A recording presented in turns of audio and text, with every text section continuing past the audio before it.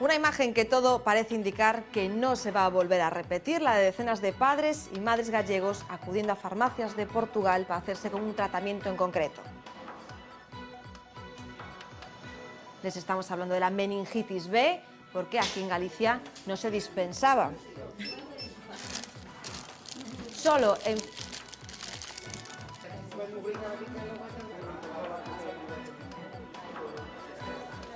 podían ir a farmacias de Portugal a hacerse con este tratamiento, porque como les decíamos, aquí en España y en Galicia no se dispensaba, solo en farmacias muy concretas. Nevera en mano, viajaban al otro lado de la raya para pagar los 100 euros que cuesta la dosis. Algunos cubrían 200 kilómetros en apenas unas horas para asegurarse de que sus hijos estuviesen protegidos ante una enfermedad considerada grave. Se acaba el periplo. Desde hoy las oficinas de farmacia españolas están autorizadas a vender esta vacuna de la meningitis. Autorizadas pero con pocas existencias. La vacuna apenas ha llegado a algunas boticas y a las que ha llegado con menos cantidad de la demandada. Y es que muchos padres ya tienen reservadas sus dosis, otros sin embargo se niegan a pagarla porque no pueden o porque no quieren. Continúan luchando para que se incluya en el calendario vacunal. Hoy era el día que muchos padres gallegos, preocupados por la salud de sus hijos, estaban esperando. ¿Qué días habéis llegado vosotros la vacuna de la meningitis B? Sí, hemos recibido ya alguna unidad. Esta farmacia coruñesa es de las pocas que ya tiene en sus neveras la vacuna, aunque les han llegado menos unidades de las demandadas. Nos han llegado 5 unidades nada más. El suministro ha comenzado con retraso por un problema de apariencia. El medicamento estaba calificado como de uso hospitalario. Hay que volver a hacer el cartonaje de nuevo. Aquí ya tienen reservadas las 10 primeras unidades que reciban. Tenemos algunos que nos han pedido que les informemos tan pronto las tengamos. Solo se venderá con receta médica, aunque no estará financiado. Habrá que pagar su precio íntegro. 106 euros con 15 céntimos. Eso multiplicado por 2 o por 3, ya que se necesitan varias tomas dependiendo de la edad del niño. Por eso muchos padres y madres se han plantado, no la comprarán. Pero es que no tengo trabajo, tengo 2 hijos y me es imposible comprarlas. Aunque quiera ir, no puedo. Son familias de Arteixo y tienen miedo. Aquí el año pasado la enfermedad se cobró la vida de una mujer y de un niño pequeño. Entró el otoño, con lo cual entra el repunte de la meningitis. Y aquí en Galicia sabemos que es un foco importante por la humedad. Quieren que la vacuna se incluya en el calendario de vacunación, es decir, que sea gratuita. Ya han acudido al Parlamento, donde han tenido el apoyo de todos los grupos de oposición, pero no del Partido Popular. Que no estaba suficientemente probada, que si está aprobada para las farmacias y para pagarla, no está para el calendario. Entonces es un problema político y de recortes, digan lo que digan. Seguirán luchando para no tener que pagar por lo que consideran un derecho. Es una de las grandes rutas de peregrinación del mundo y cada nuevo dato nos sorprende más que el anterior. Les estamos hablando del Camino de Santiago. Lucía. Son cifras de récord, las cifras de septiembre que vienen a confirmar la tendencia positiva de los últimos meses. El número de peregrinos llegados a Santiago ha aumentado un 10%. 37.452 caminantes recibió la capital gallega. En lo que va de año son ya casi 230.000 las personas acreditadas. Eso supone 21.000 más que en todo 2014 y casi las mismas, sorprendentemente, que en el año santo de 2010. Como ya es tradición, la cifra más elevada se corresponde con el camino francés, el que parte de Roncesvalles. El segundo, pero a mucha distancia, es el portugués. Y entre los más originales, 21 personas decidieron realizar el llamado Camino de Invierno, que pocos conocerán. Sale de Ponferrada y pasa por Monforte. Por nacionalidades, la mayoría son españoles, peregrinos patrios, 40 de cada 100. Alemanes, italianos, estadounidenses, lusos y franceses completan una lista que ocupan en los últimos puestos países de procedencia tan lejana como Madagascar, Azerbaiyán o Groenlandia, que aportan un peregrino cada uno. Cifras impresionantes con detalles curiosos sobre las que queremos pedirle opinión esta noche a una voz más que autorizada, porque nos acompaña en el plató de Más que Contar Segundo Pérez. Él es el deán de la Catedral de Santiago. Segundo, que tal? Moi boas noites. Hola, boas noites. Gracias por estar aquí. Sorprende ya vostede, supoño que non, estas grandes cifras do camiño? Non, porque as vexo de cerca, e detrás das cifras pois, están as persoas coas que me encontro, con grupos que veñen, con persoas que me visitan, e que certamente me impactan moito porque hai experiencias maravillosas de persoas que teñen como un espírito renovado do que é a visión da vida, do que é a visión do futuro. Eu penso que moitas veces nosotros estamos como anclados nun mundo pequeno, nun mundo corto de miras, e eu atopo, pois, do mundo inteiro. Eu recibo persoas do mundo inteiro, persoas dos sitios máis disparatados. Claro, vostede ten contacto con eles, polo que vexo. Claro, sí, porque eu, ademais de Sorodeán, eu son o encargado da oficina de acollida aos peregrinos e, polo tanto, todos os días teño, pois, fundamentalmente cos coordinadores, pero tamén con algúns. Por exemplo... Pero se preocupa por coñecelos. Sí, pero, por exemplo, recibín un peregrino de Malasia, que eu dudo que de Malasia, pois, en toda a historia da Edade Media que viñera, era un rapaz de 23 anos que vivía en Venecia e facía excursións, turísticas a toda Europa, e entón veu a Santiago. E entón, pois veu a falar comigo, estuve ali falando con el, e claro, evidentemente, ele era dun núcleo de cristianos pequeniños que había lo, e tamén, pois, das islas de Nova Zelanda, desas islas que están en torno aí a Polinesia, pois a veces veñen peregrinos e verdadeiramente veñen con un gran espírito de búsqueda, de comprensión desta cultura, de achegamento a mesmo a Galicia, é dicir, que lles encanta, pero eu penso que aquí hai un paradigma novo que é a búsqueda que as persoas fan de si mesmas. Claro, segundo, entendo que en toda esa xente, que son moitísimos os que recibe, hai xente de outras crenzas religiosas. Dás ese momento? Sí. Mire, o das outras creencias religiosas veñen con un gran respeto. Por exemplo, hai protestantes. Vostede sabe que Lutero, que é o gran reformador da Iglesia no século XVI, dixo que era mellor, pois, dar limosna aos pobres que peregrinar moito a Compostela, que non quere perder o tempo e tal. Sin embargo, é curioso como nas outras confesións cristianas non católicas, pois hai peregrinacións mesmo de bispos anglicanos, de bispos luteranos, etc., que veñen. E veñen con un gran respeto e unha gran devoción. Por exemplo, dannos leccións no sentido, por exemplo, de estar na catedral. E eles non reciben a comunión, porque non están en comunión con nós, pero si chegan, cruzan os brazos e piden a bendición do sacerdote. Segundo, pero teño unha dúbida. Nesto de facer o Camiño de Santiago, perdeuse un pouco facelo por fe e se está facendo máis por deporte, por turismo? Vostede como percibe? Bueno, mire, nosotros hai un estadillo que se dá aos peregrinos cando chegan para que poñan ali pois de onde veñen, cales son as súas motivacións de peregrinación, etc. A primeira motivación que pon motivos relixiosos e culturales. Ese é un porcentaje bastante alto, non recordo ahora, pero en torno ao 40%. Pero siendo solo motivos relixiosos, é cerca de 40%.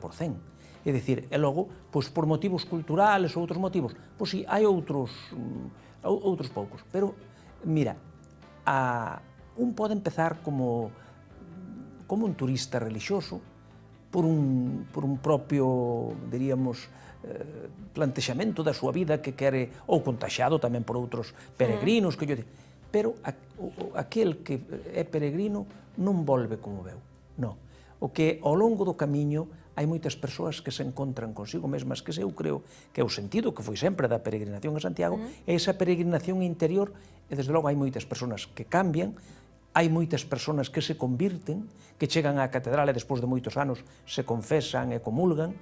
A miña pregunta, é dicir, eu penso que iso é un don, é unha gracia de Dios neste tempo que nos tocou vivir, pero a miña pregunta, é sempre que falan comigo, aconsello, e que cando volvan, que se xunten, que faigan unha asociación, que faigan unha cofradía, a miña pregunta é cal é a inserción que despois fan nas súas comunidades. Hai xente que sí, pero outras pois non sabe, claro, é un fervorín, é un momento de entusiasmo. Eso é difícil de cuantificar. Imos seguir falando segundo de sensacións, pero imos introducir algún outro argumento, porque las cifras del camino sempre son positivas, pero ao redor desta ruta tamén houbo polémicas e temores nos últimos tempos, Lucía. Y vamos a repasar algunas de ellas, no todas.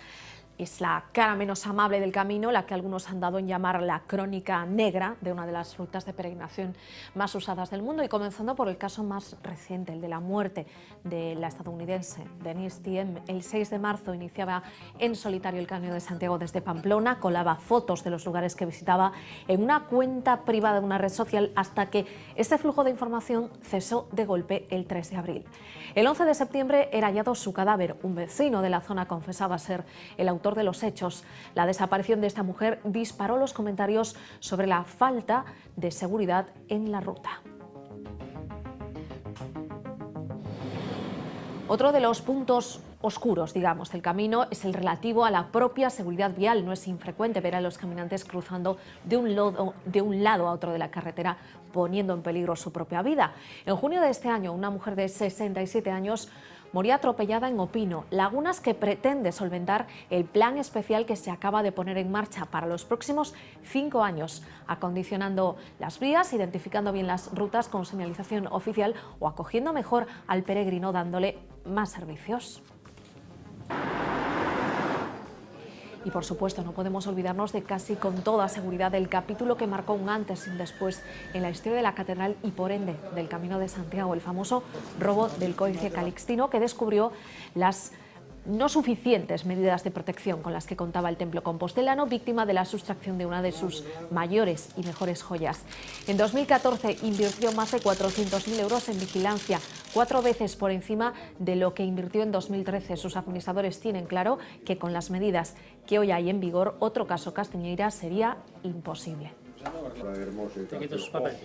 Segundo, ven aí un plan director para o camiño. Que é o que máis lle preocupa da percepción que ten vostede? Fixo moito dano o caso de Denise? Bueno, a miña percepción é lamentable, estivemos moi cerca coa familia, de feito xa tivemos oracións pedindo por ela, despois fixemos un funeral, pero a min pareceme que é un pouco exagerado, porque nun colectivo de 240.000 personas que chegaron o ano pasado, pois hai un caso, lamentable, foi un caso illado. Pero é un caso illado. En cambio, a percepción que teño é que os peregrinos se axudan, crean un espacio de solidaridade, de amistade, que é maravilloso. E eles mesmos che contan, se un postou unha escordadura nun pé ou calquer cousa, que o outro leva, acompaña, están con eles. Fanse amistades estupendas, a mesma namoramentos, cásanse, algúns que veñen a casarse á catedral, etc. Por tanto, eu iso considero a veces, bueno, e de feito, pois, eu salín, porque despois pedeume disculpas, que non tengo que pedir o embaixador de Corea, que, por certo, é un país que ocupa, eu creo, o terceiro ou cuarto lugar en peregrinos, e que son xente maravillosa, e pedeume perdón porque el dixera, non é que queríamos dicir que non me entenderon ben, porque quería dicir que puidera haber ese peligro de inseguridade, pero non é a nosa experiencia, tal, temos eso. Logo, claro, hai persoas que morren no camiño, pero morren por causas naturales. E logo, onte mismo, presentaronme o plan director, que desde logo se cumplen nestes 5 anos, eu pareceme que é de 10. Ten moitas melloras, sinalización, albergues... todo, albergues, policía, centros de información, é unha maravilla. Segundo, fixo, máis caso teño que preguntarlle o tema do códice na imaxe que se ten deste templo tan importante. Sí. Bueno, mire, eu creo que o do códice fixonos un mal moi grande, é dicir, que realmente fixo un mal á imaxe da catedral. E no fondo, pois, a imaxe do que significa a peregrinación, e claro, e incluso eso repercuteu no sentido económico, porque se lle lo rouban cando tiñan esos cartos, sabadeus os que teñen e cousas desas, non? Unha imaxe moi de opulencia da igrexa, entendo. Exacto. Entonces, pero eu creo que non hai mal que por ben non veña. Eu tampouco non estou de acordo, porque eu entrei precisamente a raíz deso, primeiro como arquiveiro e despois como deán. Non é que non houbera medidas de seguridade, e a prova é que no xuicio puido se ver con claridade porque había unha cámara que gravaba. Non había a implementación que se fixo despois de cámaras e tal, pero que sucede? Que hai un fallo humano dun despiste. E claro, os fallos humanos, dice, bueno, a confianza que se ten nas persoas e tal, pero a veces esos fallos humanos son catastróficos. Non foi moito tempo, segundo, esa confianza. Eu non estaba, pero a min huberame pasado igual, porque realmente un non pode estar traballando, e menos nunha iglesia, nunha catedral, desconfiando de todo o mundo, porque senón eso sería irrespirable. Eu, desde logo, e máis, eu cos que comigo traballan máis directamente na catedral, eu teño unha relación pois normal e de amistade. Eu non se me ocurre pensar para nada en ningún deles que poidan facer unha cousa desas. E logo, eu tamén, hai que ver tamén a estrutura psicolóxica das persoas. Entón, en concreto, que tampouco eu tiña relación ninguna, pero en concreto, pois, hai persoas que collen obsesións, que teñen... E eu, unha das cousas que me daba un pouco de medo é que estar enfocando sempre aí, sempre con ese problema, incluso vendo fotos do arquivo e tal. Hai moitas persoas obsesivas que dicen, pois vamos a ir agora, vamos a... Agora, Está olvidado, entendo, ese caso. Bueno, está olvidado, pero... Ou pasando páxina. Pasando páxina, pero eu realmente no tempo que fui un arquiveiro, hasta ahora mismo, pois eu non me sentía tranquilo nunca. Porque, claro, vamos a ver, nos millores... A Biblioteca Nacional, pois rouban. No Hermitage, que é o museo máis seguro da antigua Unión Soviética. Claro. Segundo, moitísimas grazas. Falaríamos con vostede durante horas, pero grazas por traer ese espírito do camiño aquí ao plato de Máis que Contar e todas as súas opinións. Moitas gracias a vostedes. Verémonos moi pronto, seguro. Vale, graciñas. Boas noites. Boas noites. Cambiamos de tema, estamos terminando y les contamos ahora que Reino Unido también está tomando medidas para proteger a los más pequeños en los coches. En este caso, la nueva norma tiene que ver con sus padres y es que Reino Unido ha promulgado una ley que prohíbe a los fumadores encenderse un cigarrillo en el coche en presencia de menores.